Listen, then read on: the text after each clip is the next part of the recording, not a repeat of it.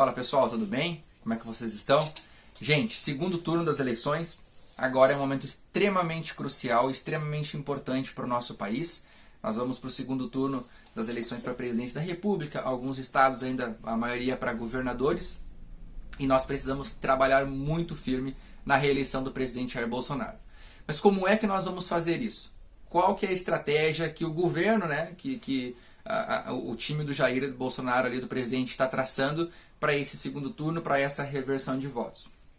Primeiro a gente tem que entender que no primeiro turno nós tivemos uma abstenção de 32,7 milhões de pessoas. Essas pessoas deixaram de votar no primeiro turno, abriram mão do seu voto. 20,95% da população votante do Brasil abriu mão do voto no primeiro turno, e é onde o governo vai focar. São essas pessoas que o governo vai focar no segundo turno, para que essas pessoas venham então e votem, né? Até o vovô, traga o vovô, a vovó, o tio, a tia, o primo que não votou no primeiro turno, tragam essas pessoas então para votar no segundo turno, que vai ser muito importante. Então é o foco do governo e é o nosso foco como sociedade.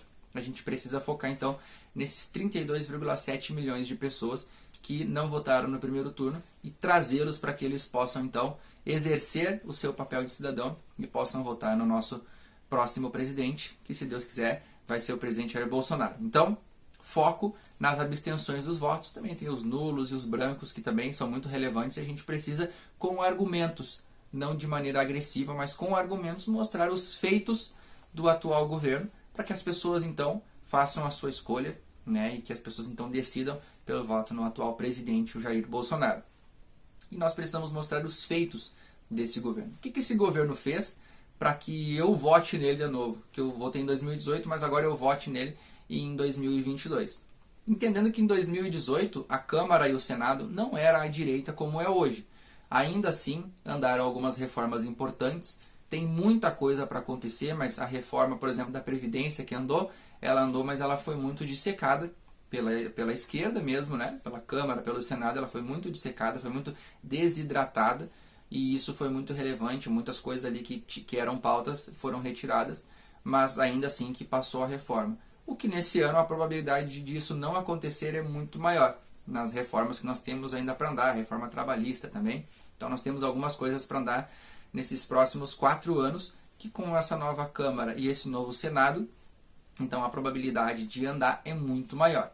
E nós precisamos então focar no que o governo fez nesses últimos 4 anos, mesmo com todas essas circunstâncias. E o que ele pode fazer melhor ainda nos próximos 4 anos. Bom, nós passamos por uma pandemia, 2 anos de pandemia, 2 anos de recessão mundial.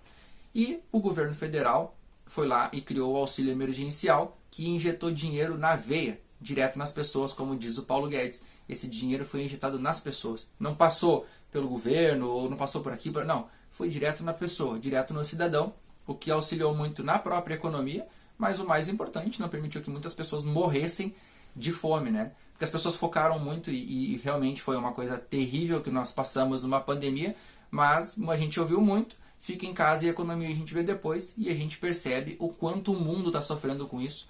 E o nosso presidente lutou contra esse fica em casa, porque as pessoas morreram pelo Covid, mas as pessoas também morreram de fome, as pessoas também se desesperaram nesse cenário totalmente instável que nós passamos nesse período de pandemia. Então, o auxílio emergencial, sim, foi muito importante, e hoje ele está no lugar, né, o Auxílio Brasil está no lugar do Bolsa Família, e também é extremamente relevante para muitas pessoas que até então recebiam 80, 190 reais. Hoje essas pessoas recebem 600 reais, e a partir do ano que vem garantido então os 600 reais como o Auxílio Brasil pelo atual governo.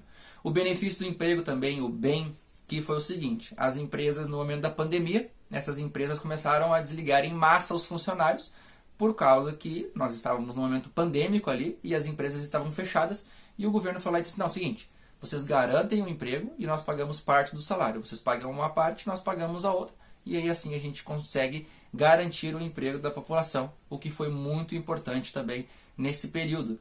O preço da gasolina, hoje nós estamos pagando talvez uma das gasolinas mais baratas do mundo, o que é muito relevante e muito importante também para nós como sociedade, para que a nossa economia possa continuar andando.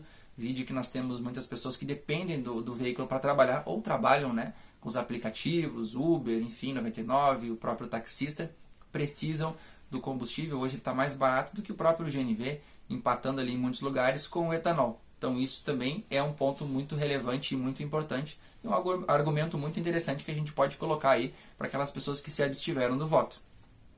A garantia alimentar também é um ponto bem relevante nisso. O que acontece? Nós estamos passando por uma guerra na Ucrânia e na Rússia.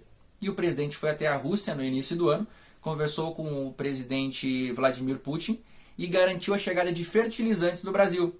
E com isso garantiu o agro continuando trabalhando, o nosso agro continua produzindo e continua alimentando o nosso país. Nós temos essa segurança alimentar que o governo fala muito e também essa segurança alimentar no mundo. O Brasil hoje alimenta parte do mundo através do seu agronegócio e através também desse convênio que o presidente foi e fez e garantiu essa chegada de fertilizantes, o que é muito relevante também para a nossa sociedade, tá bom?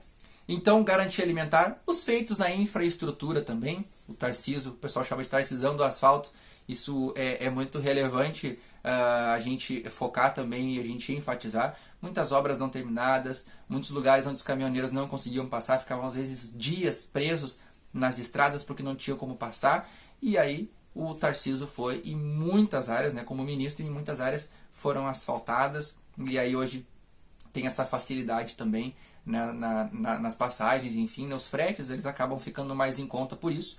Bem, na questão da Rússia, hoje está chegando, né, tem chegado tonéis de diesel aqui, e isso é muito importante porque aumenta a competitividade no mercado, joga o preço do diesel para baixo, e o que melhora também para os fretes, e por consequência os preços das coisas elas diminuem também para o consumidor final, que somos nós, sociedade. Então é muito importante todo esse cenário. Às vezes não é só a estrada, às vezes é tudo o que essa estrada representa. Às vezes não é só o diesel, mas eu não uso diesel, mas às vezes é tudo o que ele representa, e às vezes é um efeito dominó, e às vezes chega no consumidor final, que somos nós, que somos muitas vezes os que mais sofrem com isso, né? Também na economia, o Brasil tem a possibilidade esse ano de crescer mais do que a China. Há muitos anos isso não acontece e o Brasil esse ano tem essa possibilidade de crescimento. A taxa de desemprego baixou, vem baixando, né? Vem vindo numa curva decrescente. O Brasil hoje gera mais empregos do que Estados Unidos, do que Reino Unido e Alemanha juntos, e isso é um marco muito importante para esse governo, e é muito importante que nós também falemos disso, né, para as pessoas. É importante que a gente cite esses pontos. Sem contar que o outro lado é representado por um ex-condenado. Esse ex-condenado ele não foi perdoado por nenhum processo. Aconteceu o seguinte: os ministros encontraram uma brecha, dizendo que ele foi julgado em outro lugar que ele não deveria, que era o Paraná. Ele precisaria ser julgado no sudeste do país. E ele foi julgado no Paraná, encontraram uma maneira, retiraram ele da cadeia, né? Ele foi saqueado basicamente da cadeia, ele foi retirado de lá, de onde ele não deveria ter saído, e mais do que isso, ele foi colocado, então, foi possibilitado a ser colocado como um presidenciável. Ele falou que ele foi perdoado pelo STF, ele foi perdoado na ONU, foi perdoado pelo William Bonner, foi perdoado pela Renata Vasconcelos. Bom, ele recebeu perdão de todo mundo, menos onde realmente importa. Porque tem uma questão muito importante. Ninguém é julgado por uma coisa e condenado e obrigado a devolver dinheiro se você não roubou. Se você não roubou, você não precisa devolver nada daquilo que você roubou. E foi exatamente o que aconteceu. Eles tiveram que devolver, foram em torno de 6 bilhões de reais devolvidos aos cofres públicos por esses que roubaram e saquearam o nosso país. Então a gente precisa entender também quem é o representante. Por que a mídia está esperneando tanto? Porque muitas coisas foram cortadas, a Lei Rouanet foi remanejada, também tem a concessão da Globo ali, tem essa questão aí dessa mídia esquerdista que hoje escolheu o lado dela, elas estão posicionadas juntamente com o ex-presidiário, então isso é muito relevante. O próprio TSE, o STF, o TSE é presidido pelo Alexandre de Moraes, o STF também é aparelhado pela esquerda. Ano que vem se aposentam 2 ministros e o presidente pode colocar mais 2 no lugar, e isso é muito relevante e é muito importante que a gente também entenda esse cenário, o porquê de toda essa... Por que a esquerda está esperneando tanto, né, com o atual presidente da República, por causa de todo esse cenário que tem essa possibilidade de uma evolução. Bom, também tem uma questão ideológica que é muito importante, que é o seguinte: quem é que o governo, o ex-presidente Lula, apoia? Bom, Evo Morales, Nicolás Maduro, ele mesmo fez uma dobradinha esses dias dizendo, né, que ele estava mais maduro nessas eleições, fazendo um link ali com o nome do Nicolás Maduro, um ditador que mata o seu próprio povo, né, que faz o seu povo fugir do país. Os venezuelanos têm entrado pelo Brasil e, diga-se de passagem, eles entram por um estado, que foi o estado onde o Bolsonaro teve uma excelente votação à frente do Lula, porque as pessoas entendem o que representa um país comunista, um país dirigido por um presidente comunista. Ele também acena ali para o Ortega, que é um ditador que expulsa freiras idosas, que também prende padres, fecha as rádios, fecha televisões católicas. Então ele acena com esse pessoal aí do Foro de São Paulo, essa galera alinhada à esquerda, que tem um plano nefasto para a América Latina, em que hoje ali tem um que outro país ainda que são presididos pela direita, né, por governos de direita. E nós temos a possibilidade de dar continuidade num governo que lutou contra muitas coisas, seca, guerra, pandemia, e também com uma Câmara e um Senado aparelhado pela esquerda, e agora com uma possibilidade de um crescimento muito grande e de um andar em um futuro muito próspero para a nossa nação. Então são feitos que nós precisamos mostrar para as pessoas. A gente não pode segregar o Nordeste, mas no Nordeste aconteceu isso, os caras votaram na esquerda. No Nordeste, o presidente Jair Bolsonaro ele fez 1 ou 2 milhões de votos a mais do que em 2018. O problema foi no Sudeste, em Minas Gerais. E Minas Gerais é muito característico porque é um estado que representa basicamente a porcentagem de votos que tem ali é o que vai representar no país, até porque faz divisa com outros 10 estados, então tem uma referência muito grande do que basicamente o Brasil está pensando de maneira geral. É o estado de Minas Gerais, ele tem essa referência. E aconteceu, mas a gente olhou, por exemplo, o Zema, Nicolas Ferreira, Bruno, deputado estadual, próprio Cleitinho como senador, todos à direita, e aí foi lá e colocaram o Lula em primeiro lugar nas pesquisas.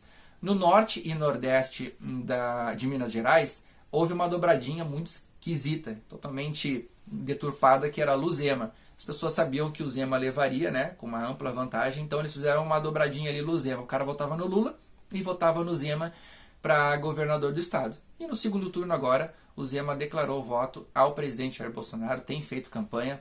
Outras pessoas muito importantes no cenário nacional, como o ex-juiz Sérgio Moro, hoje senador pelo Paraná, Doutor Dallagnol, que fez parte da Lava Jato, declararam votos ao atual presidente, e isso é muito representativo, por mais que eles tenham discordâncias em alguns pontos, mas estão unidos num propósito maior, que é contra essa esquerda destruidora. É aí que nós precisamos focar, lutar para que não volte um governo corrupto que saqueou o nosso país e que tem ideologias destrutivas e destruidoras e nefastas para a nossa nação. Esse é o nosso foco como sociedade, esse é aonde nós devemos focar e aonde nós devemos trabalhar muito.